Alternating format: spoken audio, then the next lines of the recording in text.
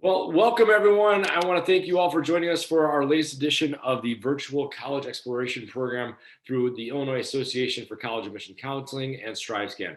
My name is Scott Lilly. I'm a counselor at Glenbard East High School, and I have the great privilege of introducing you to our group tonight from Michigan State University to share with you one of the great local options to explore all kinds of options. So I don't want to steal our thunder. So Sylvia, I'm going to go ahead and hand it over to you right away so you can go and get yourself started. Awesome. Thanks so much, Scott. Well, good evening, everyone. And thank you so much for joining us. We really appreciate you taking time out of your day or evening to kind of get information about Michigan State on this lovely evening. So my name is Sylvia Hernandez. I am one of the managers of Illinois recruitment for Michigan State University. I cover all of the high schools in Lake County and about 99% of those in Cook County. And I'm going to have my colleague Steve Landgraf pop on and say hi.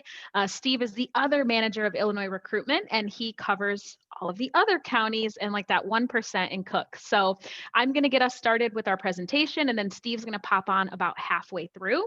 And then we also have some of our students joining us. So a little bit later, you will hear from them to get information and answer questions from that student perspective. So I'm going to go ahead and share my screen, and we will get started.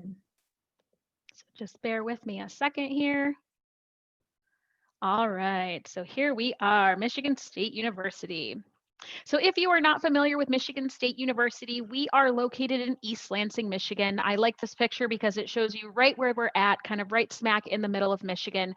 We're about 3.5 to 4 hours away from the greater Chicagoland area. So as Mr. Lilly mentioned, I think we are a great distance away where as a student, you're saying, I'm out of here, I'm gonna go out of state, I'm gonna do something different. But parents, they say, well, at least you're within driving distance. So you can kind of ignore this slide where it says fly into Detroit, because it's very easy to drive back and forth from the Chicagoland area to Michigan State. Michigan State, because we are a neighbor state here in Illinois, we do get a lot of students from Illinois. So you'll see some information here. Illinois is the largest state that we pull from when we talk about our out-of-state population. And California is number 2. So, we must be doing something right if people are leaving warm weather and palm trees and sunshine for good old Michigan and Michigan State. So at Michigan State, we have about 50,000 total students. About 40,000 of those are undergraduates. I think what's really nice about being a big school is that you're going to be able to meet people from all over. And again, you're going to be able to hear from some of our students a little bit later this evening. But what's great is that we have students from all 50 states represented, every single county in the state of Michigan, and in any non-COVID year, about 130 different countries. And so the campus body is very diverse. You're going to meet someone just like you, someone the complete opposite of you, and everywhere in between.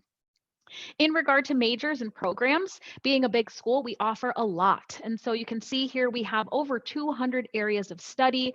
Those range across our 17 degree granting colleges. We are most known, or the majors that are the largest at Michigan State, are going to be business, education, engineering, science, and psychology. However, we are a top 100 global institution with 25 of our programs ranking in the top 20. And again, being a big school, you just have the opportunity to get involved in so many different programs and areas of study.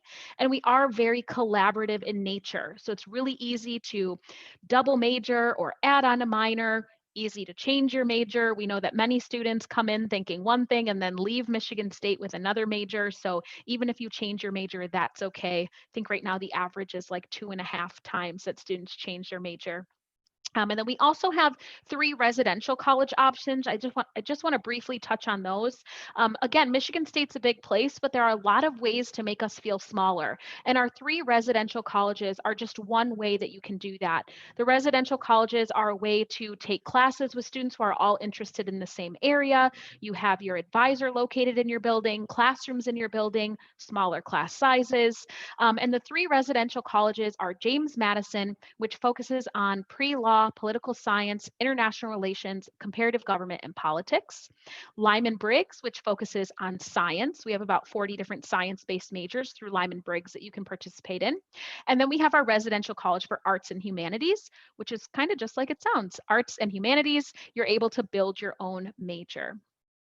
Now, when we talk about classroom experience, I just want to kind of highlight these statistics here. Not all of your classes are going to be large classrooms. And so again, our students can answer questions that you might have, but students are going to have a wide variety of class sizes, with the majority of them being 50 students or fewer. So you're still going to be able to get that regular classroom style setting where you are able to have that lecture and discussion with your faculty member and with your peers. Only about 10% of our classes are done in that larger kind of lecture hall format, over 100 students. There are a lot of things that really enhance your education at Michigan State, and I just want to highlight them because it's really important that you take advantage of everything that a big school has to offer you. And we do like talking about that fact that we are a big school, because you can really make your experience anything and everything you want it to be. It really is a build your own adventure. And the reason why some of these things are really important is because employers are not just asking, where did you go to school and what did you get your degree in? They really want to know what else you did while you were there. And so Michigan State is one of the top 25 schools in the nation for entrepreneurship. We have an awesome entrepreneurship center, and we do offer an entrepreneurship and innovation minor that any of our students can add on to their major. I was just talking to a student the other day who's actually pre-vet, and when I talked about this, she got really excited because her ultimate goal is to own her own veterinary clinic. And so the ability for her to kind of start those entrepreneurship classes, even as an undergraduate, was, again, very interesting for her. Also, undergraduate research opportunities. Michigan State is a Tier 1 research institution, and we are a member of the AAU, the Association for American Universities. Only 62 schools in the whole nation are a part of this, but we have a big commitment to undergraduate research. We want our students to be able to be involved even at the undergraduate level with research, projects, experiments.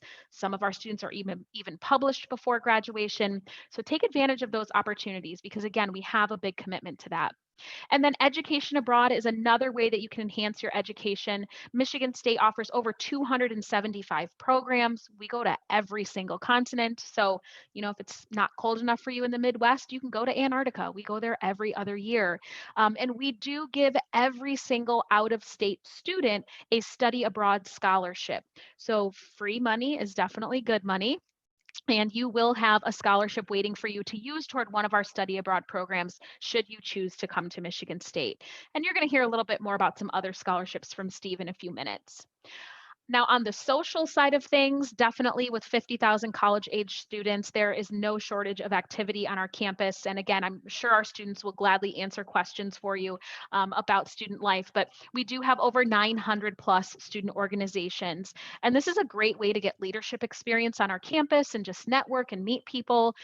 They range from academic clubs and professional organizations that would be geared toward your major, to religious groups, service groups, cultural interest groups, Greek life, performing arts, sports clubs, you name it, we have it at Michigan State.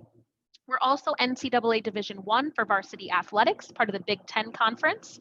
And so if you're interested in a school with that big sport culture, we have that. And then we're also very cultural. We have our own art museum on campus. We have the largest theater in the greater Lansing area.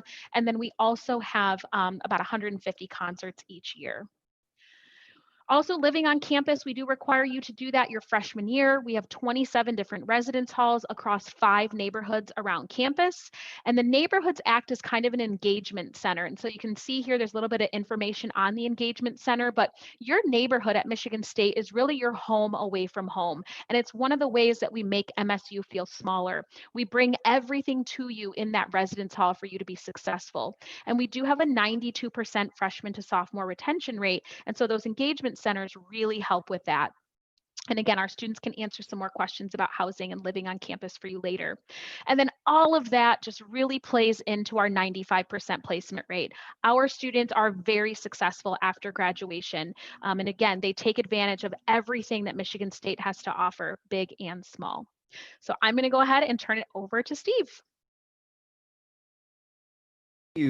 Thank you very much, Sylvia. Definitely want to remind all of you students that are on this presentation, students, parents, anyone else who's watching this, to utilize that Q&A feature.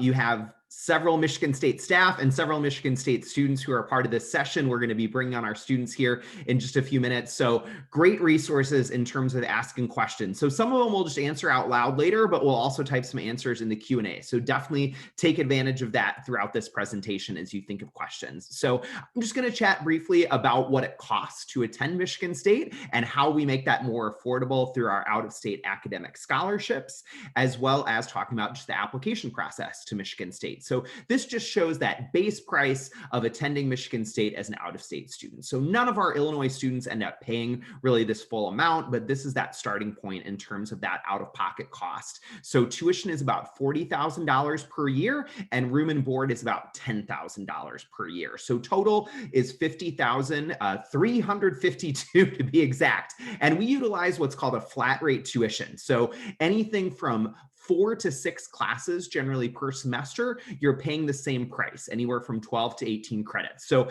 I think our students get a little better return on investment for that tuition price because of that flat rate tuition model that we utilize. So that's especially great for you students that are really ambitious about maybe having a double major or trying to graduate early, that we have that flat rate tuition. So also want to be thinking about other ways that you can make Michigan State more affordable. Obviously, filing the FAFSA in your senior year is really important. You can start filing the FAFSA October 1st of your senior year. So hopefully for any seniors that are watching this video live or watching this on YouTube, you've already worked on that. Michigan State University does give out some need-based money through the FAFSA, and that's how you can potentially tap into grants or loans from the federal government through filing the FAFSA too. And definitely make sure you're considering some of those other outside resources in your community, but also those national searches like fastweb.com and scholarships.com. There's a lot of ways to make your college experience more affordable. And as a university, quite a few of our students do receive some sort of aid from Michigan State or the government, but in particular for Illinois students, it's around 94% of our students are receiving some sort of aid from MSU or the government. So even a little bit higher than what you see on this slide. And as it notes on here, just know that when you apply to Michigan State University, that serves as your application for our honors college and for out-of-state scholarships from Office of Admissions and honors college as well. There's nothing separate that you need to do in terms of applying for scholarships through Office of Admissions or through our honors college. And this next slide talks a little bit about what some of those scholarships are. So we are test optional for this year for students who are applying for fall of 2021 for you high school seniors, and we'll unpack a little bit more about what that means. But this chart we've had for the past few years in terms of our scholarship awarding. So on the bottom, that's showing your cumulative GPA for freshman through junior year. And if your high school lists a weighted GPA on the transcript, we'll utilize that weighted GPA, whatever's the highest cumulative GPA listed on your transcript. And then on the side, that's going by your highest composite test score for the ACT or SAT. We don't average or super score or anything like that, just your highest single composite score from either test. So if you're able to take both tests, we'll utilize whatever's the highest on this chart. So this gives you a slide that shows you exactly what you'd be receiving in terms of either a $5,000, $7,000, $10,000, or $15,000 per year academic scholarship from the Michigan State Office of Admissions. And know for you seniors who haven't been able to take the ACT or SAT, or maybe just aren't satisfied with your score because you were only able to take it once, you can apply test optional and you'll still be considered for the same scholarship levels, same opportunities with our honors college in terms of their scholarships as well. And if you are invited to the honors college, they actually stack on an additional $5,000 or $13,000 per year on top of what you'd see on this chart, as well as doing a scholarship competition during your senior year where you can test for up to some full ride and full tuition scholarships. So the amount of aid that you can receive from Michigan State is really broad in terms of what you might receive from the admissions office, as well as the honors college, and what you might tap into the FAFSA. We even have an award for students that are legacy students. If you have a parent or grandparent who went to Michigan State, we give you some extra money. And I believe Sylvia also highlighted our study abroad scholarship. That's a one-time award of $3,000 or $5,000 towards a study abroad experience. The amount just varies depending on the length of your trip. So a lot to unpack there, and we can go into more detail if you all have follow-up questions about scholarships. But let's talk about how you actually apply to Michigan State. As I said, there's no separate application you need to do for scholarships or for our honors college. But for this year, for our students applying for fall of 2021 2021 for our current seniors, there's really just 4 things we're going to need from you in order to have your application considered for review. You can apply through our website, admissions.msu.edu, or through the Common App or the Coalition application site. We have no preference between where you apply, and generally that opens up around August 1st of your senior year when you can access that application. Then we do need an official transcript directly from your high school. We're going to focus on your grades for freshman through junior year, certainly giving special consideration to your academic success as well as your academic rigor. Like it says on this slide, we're going to look at honors college, honors classes, AP classes, IB, dual enrollment, anything like that that is special college prep curriculum. We'll certainly take special consideration into that. And then we do also require 1 brief essay. We use those prompts that are on the Common App, and we just have you write 1 essay, no supplemental essays required beyond that, no letters of recommendation required, no portfolio, no resume. So really, again, just 4 things. You got to fill out the app, have that official transcript sent to us, write that 1 brief essay, and then there is also a $65 application fee. Some students do qualify for a fee waiver, and it asks you about that right on the application. So we don't need any extra paperwork for the fee waiver either. And the next slide just unpacks again a little bit more about what that means for us this year for our current high school seniors, and that we are test optional. So it means that, again, you are not at any disadvantage if you're not able to send us a test score. If you do have a test score that you want to share with us, you're actually going to self-report that on your application. You'll still want to send us an official score report so we can verify that. But when you're applying this fall on our application or Common App or Coalition application, you're actually going to self-report that score. If you're able to retake the test again later this year or the beginning of 2021, you can have an updated score sent to us, and we'll certainly add that to your file to see if that changes anything with your scholarships or your status with the honors college. But for the initial application, you'll just self-report that. And you'll also see on here, there is a community impact question where you can address anything special that you want to share about how COVID-19 has impacted you and your family. That is optional as well, but there is a special place on the application where you can share that information. You can go ahead to the next slide here. So this is the deadlines that are really important. So it is October 20th when we're doing this live. Maybe you're watching this later, but November 1st is that early action date. So you've got a couple more weeks to try to apply before that early action date. It's not binding in any way, but it just means if you're going to apply earlier, we're going to take an earlier action for you too, that you're going to hear an admissions decision from us no later than mid-January. And it also means you're going to get maximum consideration for scholarships, especially some of those awards that are coming from the honors college or some of the paid research opportunities we offer to some of our incoming freshmen. Some of that money does run out over time. So it's really important that you apply early. Don't wait. If you do have to apply a little bit later, that's okay. We're going to continue admitting students into the spring and awarding scholarships. But if you apply in, say, March of your senior year, you may miss out on some scholarships you would have otherwise received if you had applied before November 1st. And then you'll see that May 1st date highlighted here. You've probably heard that a lot by now, that May 1st is that National College Decision Day. There may be some flexibility with some of the colleges you're checking out come spring, depending on how things are looking with schools and with the coronavirus. But I would still target that May 1st as your date to make that final commitment to pay that enrollment deposit wherever you choose to go to college.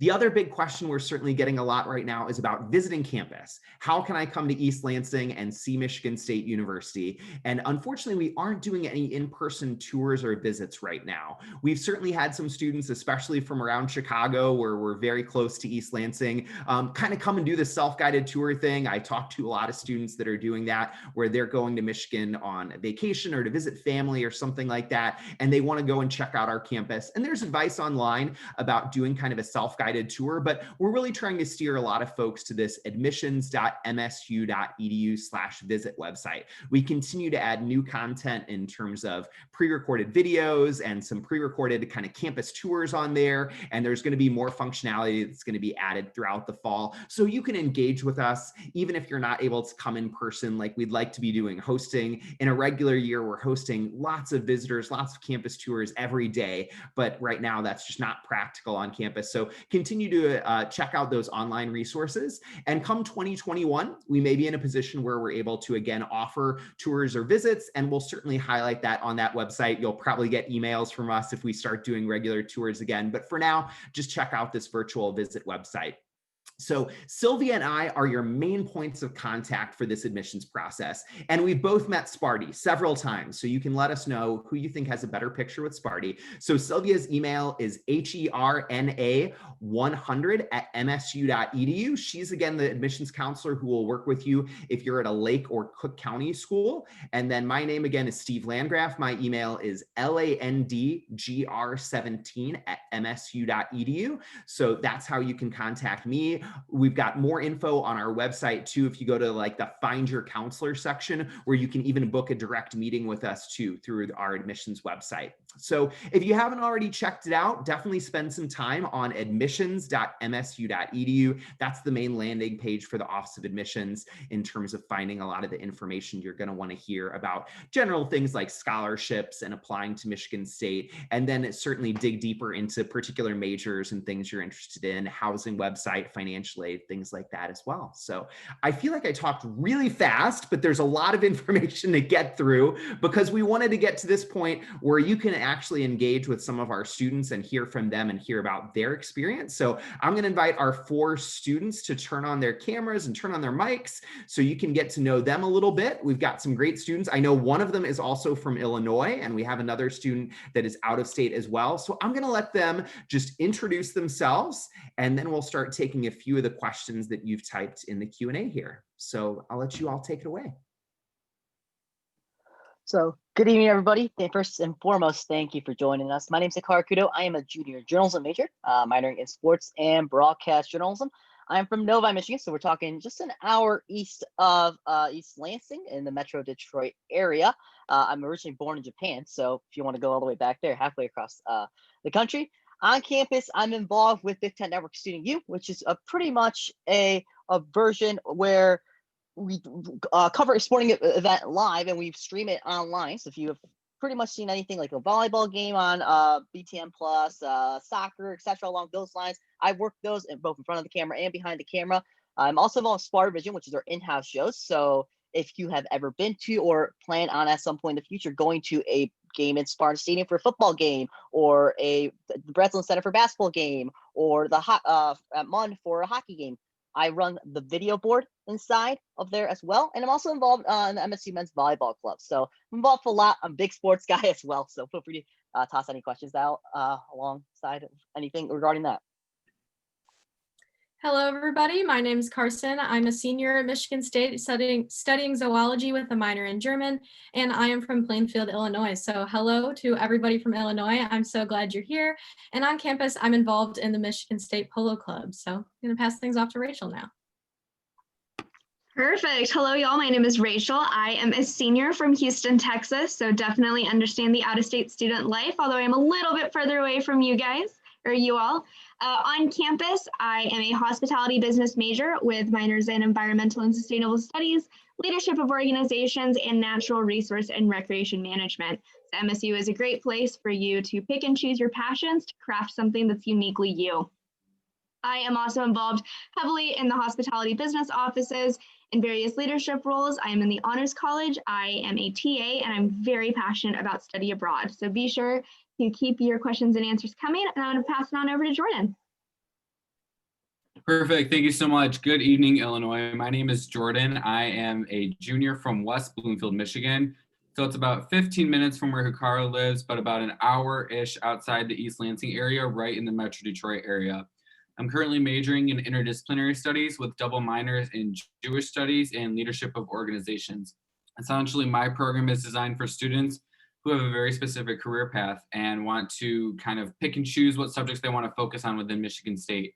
From there, you work with your advisor to kind of craft your plan to ensure you are on the right path towards your career goal, which is a super unique thing. So if you have questions about that, I'll be more than happy to answer those in the Q&A chat.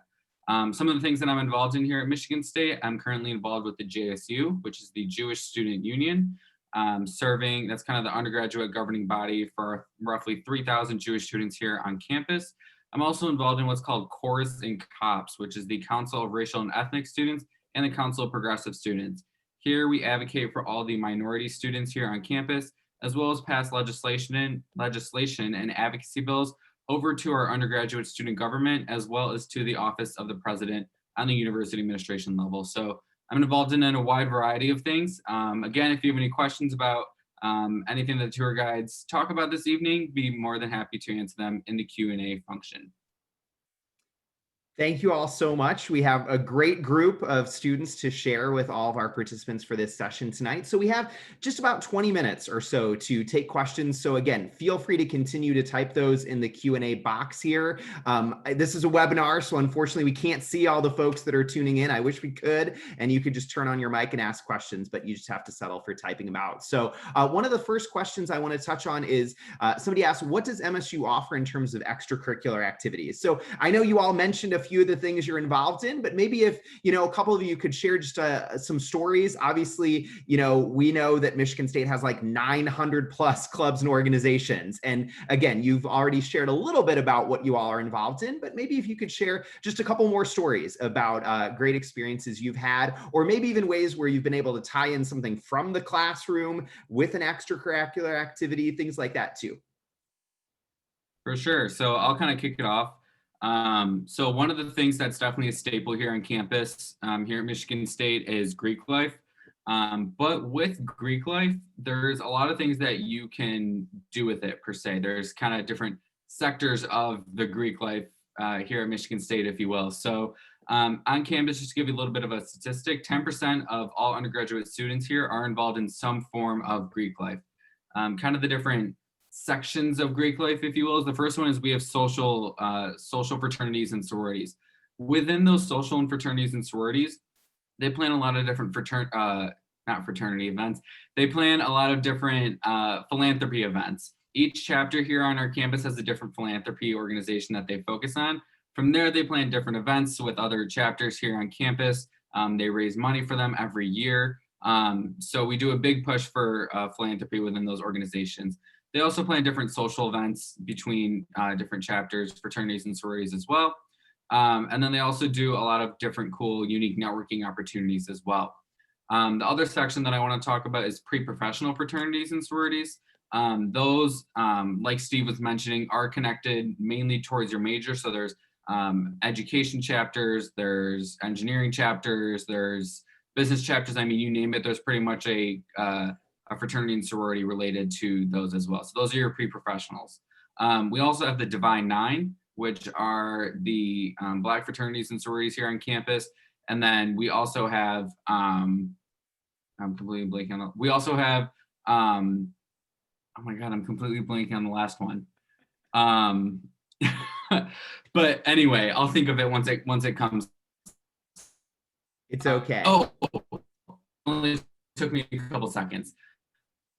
Cultural fraternities and sororities here on campus as well. So lots of different options for students to choose from. And I'm going to pass it off to Hikaru.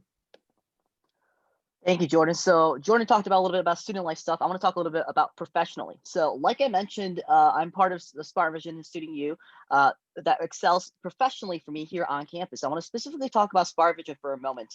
For Spartan Vision, it is literally mimicking or actually physically being in the environment of a real stadium environment. So we actually have a control room that I have to report to about an hour and a half, 2 hours before the game, like a typical job. I walk in, I sign in, I get my assignments. I'm a replay operator. So I go through, I clip a bunch of stuff. For a men's basketball game, for example, like last year, for example, I would make pregame packages. So for example, I would pull footage from like Cassius Winston's plays from last game or something like that and make stuff like that. During the game, I'll have different assignments. And then post game, I will make a big end game package showing every single big play from the game. For me, this is a professional experience. In other words, this is getting myself ready through this extracurricular, which is another job, getting myself ready for the real world. And Michigan State can offer that in so many variety of ways. As Rachel said, she's a teaching assistant. I have friends of mine that want to be educators and they're teaching assistants to get that experience in. So for me specifically, again, going back to Spartan Vision, that is the route I might potentially want to go to. I might want to work as a replay operator straight out of college, get that experience, and then go to my end goal as a producer. By having that experience straight on campus, I can go straight from class to do that. I can use the classroom knowledge that I learned a day or two before and use that straight in the work environment. So there's plenty of professional options and professional extracurricular opportunities here on campus. And I definitely like to tap in that because that's something I'm passionate about. So not only is it something I wanted, but I'm really passionate about it. So definitely something that I recommend is, if that is something that is important to you, is to find that options, because every major will have that unique niche, unique opportunity that you can do straight on campus that you can take and apply what you learn in the classroom, and straight away go hit it on the real world and get that firsthand experience yourself.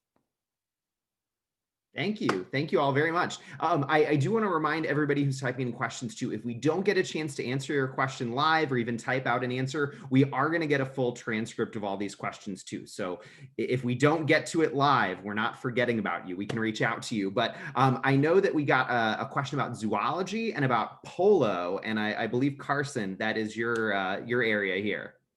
Yes, it is. So I will start with the polo question. So unfortunately, it is not water polo. It's actually polo played on horses. So we have a barn that's about 15 minutes south of campus. We're one of the 900 student organizations here, and we play polo on horses. We travel to other schools. We play them in games as well. And it's just been a way to make my community at Michigan State a lot smaller. And it's where I've made my absolute best friends. My roommate plays polo, and we've lived together the last 4 years. So it's just been a really amazing opportunity for me. And then to the zoology question. So studying zoology at Michigan State has been the best decision I've made of my life. So we have so many opportunities here. Even in Lansing, we have the Potter Park Zoo, which is an actual zoo that you can have internships at, you can volunteer at, you can get hands-on experience in a zoology field while attending Michigan State. We also have so many different farms for horses and cattle and a bunch of different livestock farms. We also have a bunch of labs on campus as well. So there's a lot of things when you study zoology here to get actual hands-on experience when you are an undergrad to really help you prepare for your career after Michigan State. So that's my answer to that. Thank you. And Sylvia and I got to go see the horse farm when we were on campus earlier this year. It was really awesome. So we've also gotten some questions about honors college and study abroad. And I think we're going to let you take that one, Rachel. Perfect. All right. So I'll touch on honors college first. So something that's really cool about our honors college is, while you are extended an invitation after you are accepted into Michigan State, if you do meet the requirements, if you miss one of those particular cutoffs, you do have an opportunity in your first year in your first semester to apply to be a member of the Honors College as well, depending on your GPA for your first semester. So that's what I did. I missed the cutoff for the GPA requirement for the Honors College to go into it straight out of graduation, but I did really well my first semester and subsequent semesters after, and I was able to go into Honors College that way. Something I love about our Honors College is that the way that you fulfill our requirements to be in the Honors College is up to completely for you to design. So you can take honors options, you can take honors classes, or you can do honors experiences. So honors classes is honors class, honors option is you take a regular class and you do something extra. And then honors experiences could be working in a lab or maybe a study abroad. So to talk about study abroad, it is one of my favorite things that I have done. I have studied abroad 3 times, and each of my study abroad experiences is different. So prior to coming to MSU, I just thought that study abroad meant that I would go to Italy for a semester. And I was really unaware of the flexibility and the opportunities that you have. I personally love basketball and football season too much to be gone for an entire semester. So I was super happy when I learned that Michigan State has full flexibility in your study abroad options. So you could do a full summer program, you could do a shortened summer program, you could do a freshman seminar abroad that's 2 weeks in another country with 29 other Michigan State freshmen before your first day of class on campus. You can do winter break, you could do a semester, you could do a whole year, or you could even do something that's like spring break or just 1 week. And that flexibility has been incredible. So I did a winter break study abroad to Antarctica. I did a freshman seminar abroad to New Zealand, and I spent a summer of 2019 in Asia, in Japan and Korea. So all of those experiences were vastly different, and they all counted for college credit and for requirements for my courses. Something that's really cool about Michigan State, as I know we mentioned, as an out-of-state student, you are going to get that presidential scholarship for study abroad. That is a given. So it's either $3,000 or $5,000, depending on the length of program you choose. But we have so much more scholarship opportunities for you. So whether you're going and doing research or you're applying for one of our hundreds of scholarships, literally hundreds of scholarships that are specific to study abroad, there's tons of ways for you to fund that experience. If you want to, I would encourage you to go check out our study abroad website because it is extensive and I do not have all the time to rattle off all the countries and places, but you can filter by length, you can filter by region, you can filter by what you want to study. All of that is able to filter out and you can find your perfect experience for you. Thank you very much, Rachel. I'm going to kick it back to Jordan. We have a question. Can you please address the physical size of the campus and how students maneuver it, and also life in the residence halls as well? Yeah, absolutely. So to kind of talk about the first part, the physical size of campus. Not even going to sugarcoat it here. Campus is pretty big. I would say from about one end of campus, so Hubbard Hall, located in the East neighborhood, all the way over to Brody neighborhood, which is located on the opposite side of campus. I would say from end to end, that's going to be about a 45 to 50-minute walk. I will say I have done that entire walk in Birkenstocks in the summer heat. So if I can do it, anyone can do it. So that, just to give you kind of a perspective from end to end, that's what our campus looks like. But there's a ton of different ways for students to maneuver it. The first way is we have the fortunate opportunity of having electric scooters on campus. Unfortunately, you do have to pay for it, but it's super cheap. I'm a huge fan of them, so I love taking those all around campus. If you're someone who doesn't want to use an electric scooter, we have what's called the CATA bus system. That system is free for students to use when you're using it all throughout campus. So that'll take you, again, from end to end, completely free. It also takes you, it also takes you onto Grand River, which is kind of like the downtown East Lansing area. And then for a small fee of 60 cents, it will take you straight from campus all the way to the steps of the Capitol building in Lansing. So those are kind of like the two big ways that students get around. Of course, because campus is so beautiful, and all of the tour guides can attest to this, a lot of students will walk from class. Typically, your average walk from point A to point B from class to class is going to be about 10 to 15 minutes, maybe 20 minutes in the winter at most. But a lot of students will either walk to class, will bike to class. Students have mopeds that they'll take, biking. So lots of different forms of getting to class. My personal favorite is a tie between walking to class and taking the CATA bus systems. So if I'm feeling like I want some exercise, I'll walk to class. But if I'm feeling a little lazy, or if I need to get somewhere quick, I'll take the CATA bus. Another common question that I get is, how fast do the CATA buses go? Typically every 5 to 7 minutes, sometimes even shorter, maybe a little bit longer, just depending on the day and the amount of students using them. The other part of the question was dorm life. So with dorm life, with campus being so physically big, both in land size and with students, it can be a little challenging to kind of that of a size. So one thing that I really like to talk about is our living learning communities. There are several different communities per se that you can get involved in that tie directly to your major, or similarly to your major. So my freshman year, I was involved in what's called the RBC, or the Residential Business Community. And that is involved for students who are involved in all realms of business that want to be around like-minded students. So with these students, you take classes with them, you live with them in the resident hall. With the RBC, you're directly next to the business school. So it's literally like a 2-minute walk to the business school. So that's just kind of an example of how you make our campus smaller, is getting involved with getting involved with RBC, or getting involved with those living learning communities, excuse me. Those living learning communities are application based. So just make sure that you look out for those, you research those, and you get involved with those as well. And like we mentioned earlier, there are those residential business colleges, or residential colleges, excuse me. We got 3 of them here on campus that you're able to get involved with as well. So a couple different ways to get involved, making those class sizes, or that campus size smaller. So I hope I answered your question. Thank you very much, Jordan. So we just got about 5 minutes left. So again, continue typing in your questions. Even if we don't get to them now, we can follow up with you over email. I'm going to kick it back to Hikaru. We had a question: how has COVID changed your student experience? So that's actually a great question. So due to COVID-19, Michigan State right now, we are all online. So every single one of us are taking classes online.